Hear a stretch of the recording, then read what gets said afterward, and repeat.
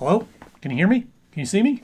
Okay. You know, I'm not one to compare a lot to Marvel, to DC, and which is better and which is worse. I'm a fan of both.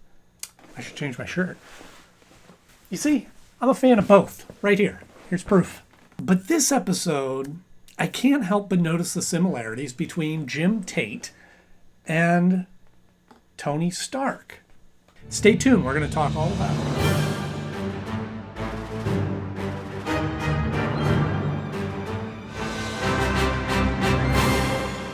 Hello, friends, and welcome back to the show. So glad to see you all once again. And if you're new here, thank you for stopping by. I hope you'll stick around because this is where we go back and look at cartoons that we grew up on.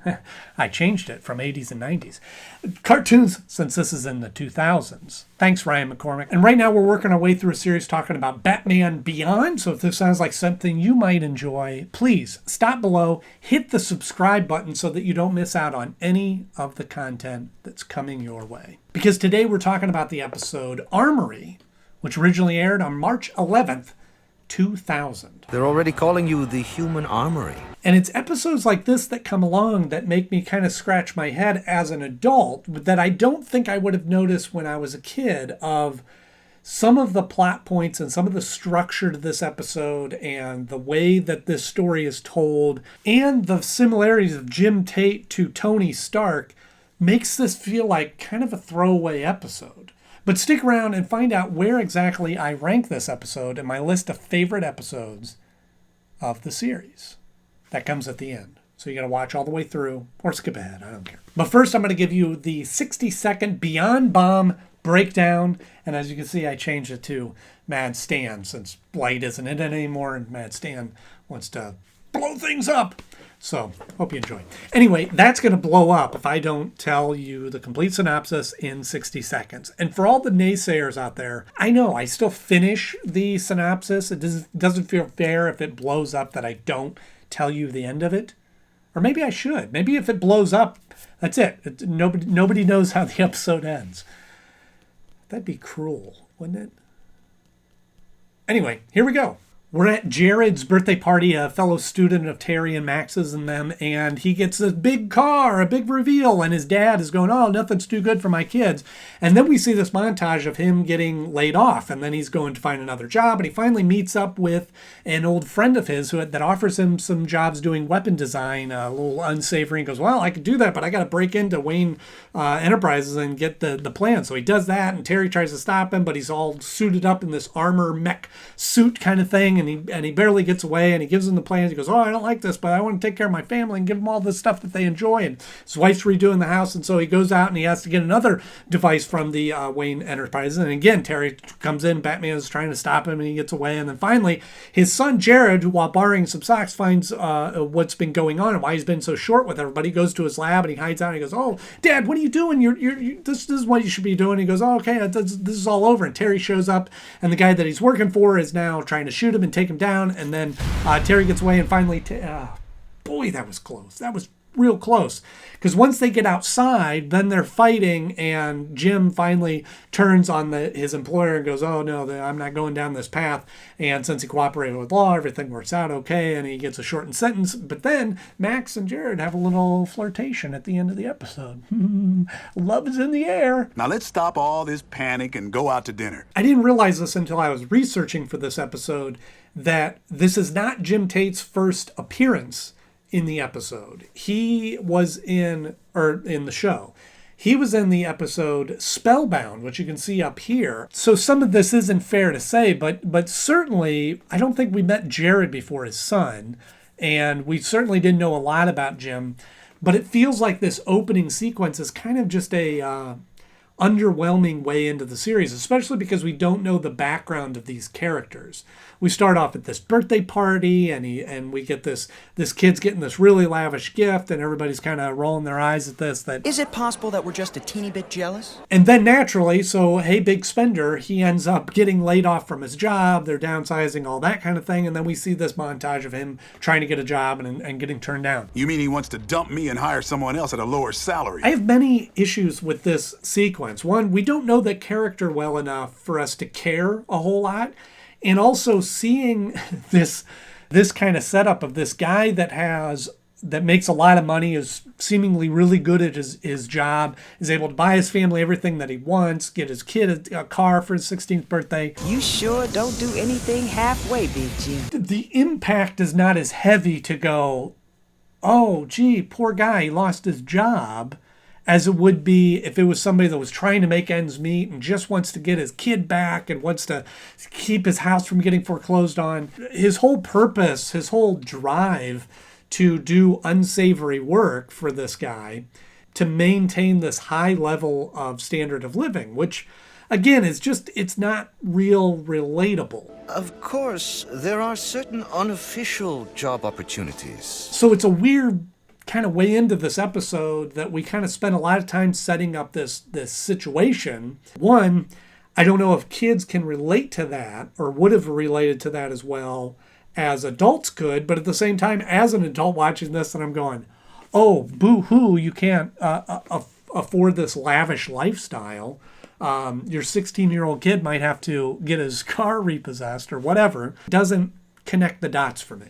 It's amazing how many friends you can buy with a rich stepfather. And then here's the part where I start seeing similarities with Tony Stark, is this guy's a weapons designer, which again is sort of that like kind of a weird job to have that is a little questionable to begin with. Obviously, somebody's got to design these weapons, and that was the plot of the first Iron Man movie and kind of the backstory of Iron Man in general. I designed it, but Wayne Powers passed on a prototype. So I feel like that occupation's a little questionable anyway. But putting that aside, that we're seeing that similar story of this person that is really good at designing weapons and obviously getting paid very well for them, loses that job and is now trying to find work and is trying to use those services in another way. I'd have to steal the specifications and build the thing from scratch. Which, again, kind of lends itself to, okay, well, that sets up why he would be working for some unsavory characters. And this organization, which I don't feel like we've heard of before this point. What was the name of them? Force Tech. I don't believe that we've heard much from Force Tech. But our client won't wait, and neither will I. So I think that those kind of go hand in hand, that like, okay, well, you're a weapons designer. You're either working for the government or working for the bad guys that want bad stuff, weapons of destruction. So I guess that kind of makes sense. But then for him to go in and steal this stuff from his former employer, he puts on this mech suit. You made quite an impression on the web. That even has some similarities to the Mach 1, which raises all kinds of questions. Where did he get this suit? Why did he have this? Was this part of his weapons design? They don't really go into that in great detail, other than he was former military, so maybe he had some of that stuff was, in the future of the military, they have those. Anyway, so it just had a lot of those kind of similarities, not in the story, but in the delivery of this character. Which, again, I'm not big on making comparisons of going, oh, this is a better, DC's better, Marvel's better. But at the same time, I look at stories like this and I go, why did they create this character that's very similar? Not unlike the episode Heroes, which you can see my review up here, where I talk about how those characters are very similar to Fantastic Four. I think... Talk. Let's dance.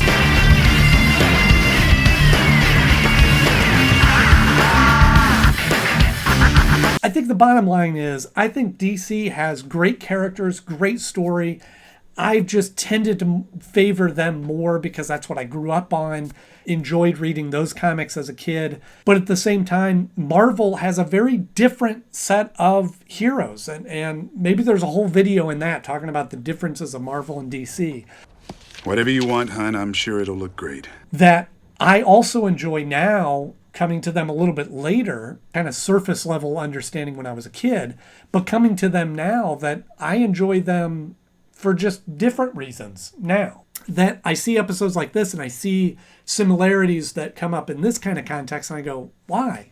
Why do we need to do that? Couldn't there be a different thing that we could do? What is your problem? Which leads me to kind of my thesis statement of this episode, which is, this feels like a throwaway episode. It feels like kind of a basic story to get into it, kind of an unimaginative character Wow, that's a mouthful. And maybe I don't feel like they directly stole this from Iron Man or Marvel to go, oh, let's make our own. Because it is, his story's different. It's just some of the components of the character are similar to Tony Stark. More Tony Stark than Iron Man, but his suit is kind of Iron Man-ish. Let's be honest. Let's just say it got a little too thrilling tonight. But then the story just has this lack of motivation and kind of a predictable plot that like, oh, of course, this guy that's built like this Armory character, of course it's going to be the same guy. Of course he's going to start snapping his family. I don't know why. He's stealing all this stuff for them. And, and his kid ends up being the one to discover this. Just kind of a basic episode. Don't do me any favors, Armory. We've got Batman coming in. Oh, he's trying to steal stuff. Batman comes in, tries to stop him, and he goes away. Gets away. He comes back. He tries to stop him again, and he gets away. It's just kind of a back and forth kind of thing. This is very bad.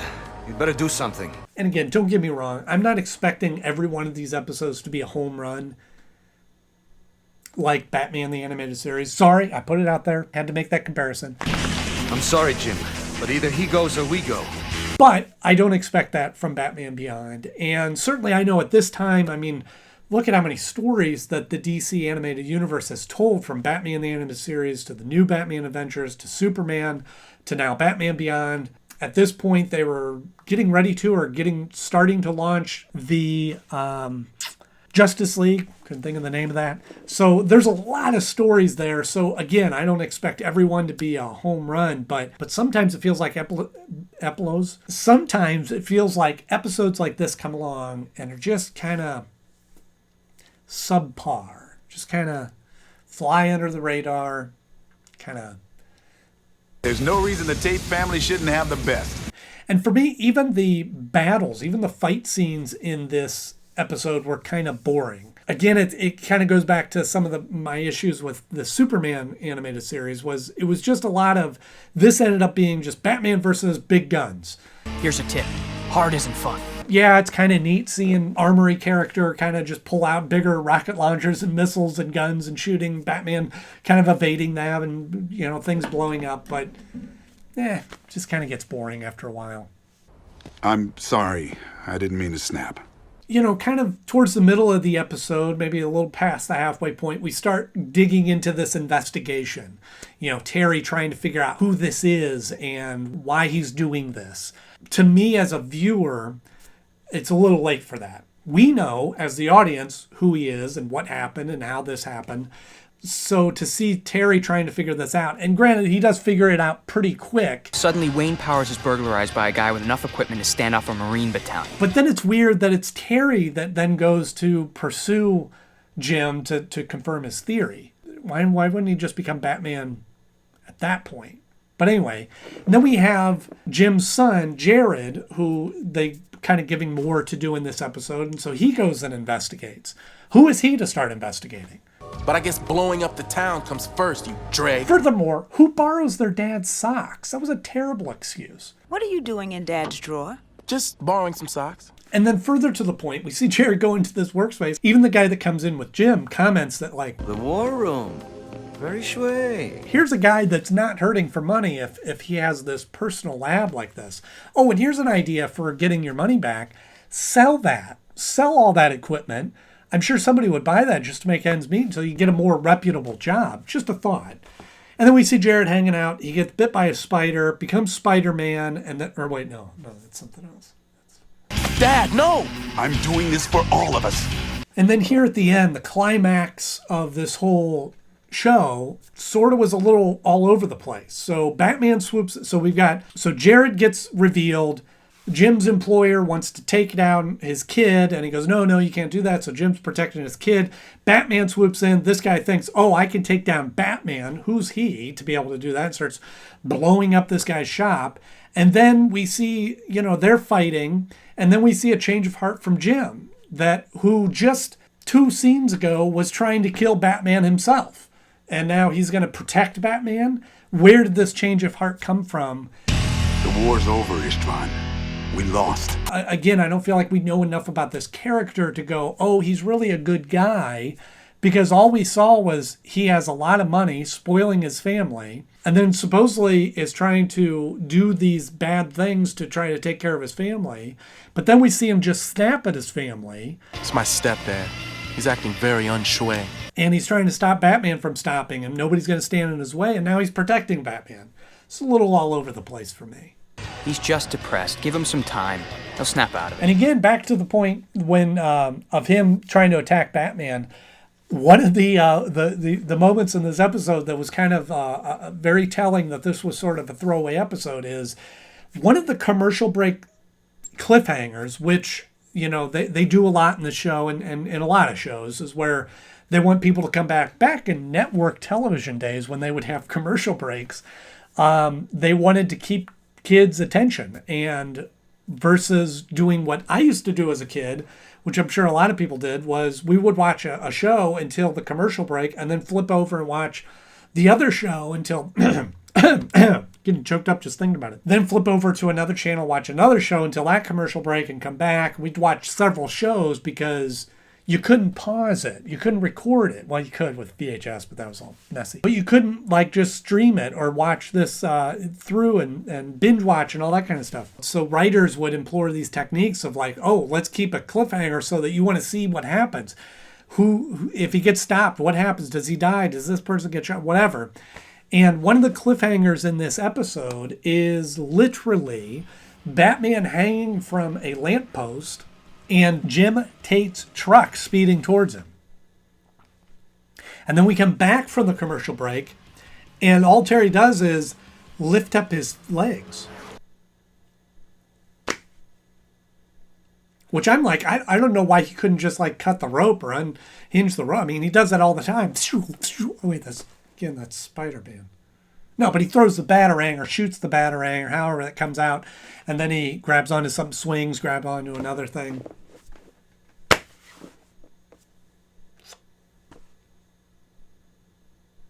Take it easy, I was just kidding. Just all in all, it just feels like a throwaway episode, and things were just kind of mashed in. It felt like there wasn't a lot of, again, knowing a little bit more about the writing process and how writers' rooms work and how people put together episodes like this.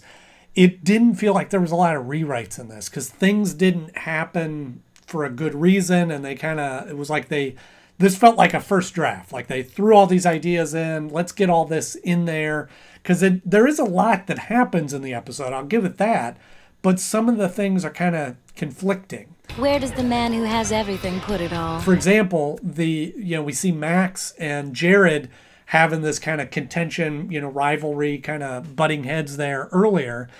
And then we end the episode with them flirting with each other. Why is she all of a sudden now like him? And they like each other? Hey, I got my sister's car while she's away.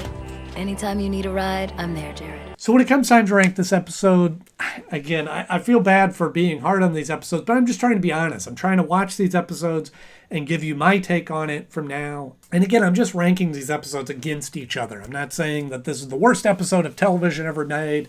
I'm just saying when it falls in the list of episodes that are better and episodes that are worse than this one doesn't rank that high for me. Certainly there's some episodes that I really didn't care for. I thought that the positive side of this is that it did have a lot in the episode. It didn't have a lot to do with high school, which I appreciated. It did have kind of a new villain. It wasn't just replaying an old villain, but at the same time, it just wasn't that interesting. It wasn't that original of a plot. It wasn't that clever of a story. It wasn't that interesting of a character to me. So for all those reasons, it falls at the number 22 spot of my favorite episodes so far. It falls just below Bloodsport because that one, again, I didn't like the structure of that episode really, and there was some confusion in that, but I thought that the whole Batman being hunted was a more interesting plot than here's a guy trying to steal stuff to maintain a high level of living.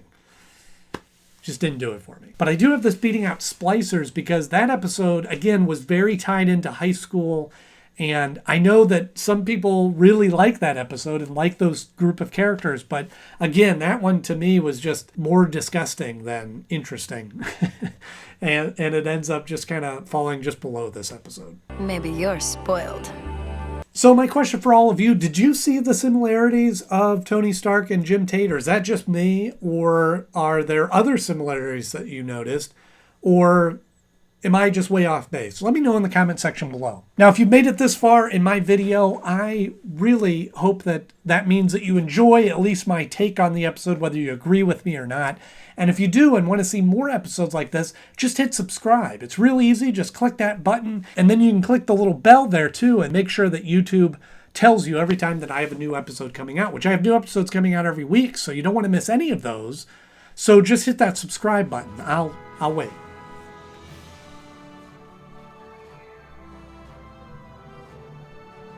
But really, if you enjoyed this episode, please click the like button. You want to see more, hit subscribe. I have new episodes coming out every week. And next up, I have the episode Sneak Peek, so you don't want to miss that. As always, thank you so much for watching. I'm Andy Knode. I'll see you soon.